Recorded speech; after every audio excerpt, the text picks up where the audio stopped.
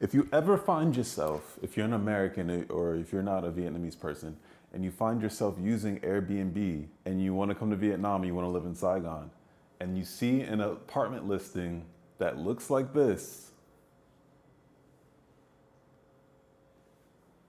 don't rent it. I'm telling you, because I'm moving out in 2 days early, just because of the circumstances. They got a person above me that makes noise all day. I'm talking, they got kids running around all fucking day, bro. No quiet, nothing. You know, a little bit is okay. A little bit, fine. Like, I understand you got kids, whatever. Bro, listen.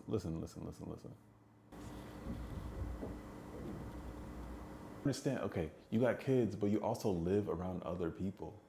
You know, I know the kid doesn't know, but you should have enough wherewithal to know, yo, tell your kid, chill the fuck out. Tell your kid, chill the fuck out, goddamn. And I was trying to be cool about it. I was going to leave and just say, hey, just shoot me the money back for the nights I won't be staying there and we good. Just give me a refund for those nights I won't be there and we good. No, nigga said, yo,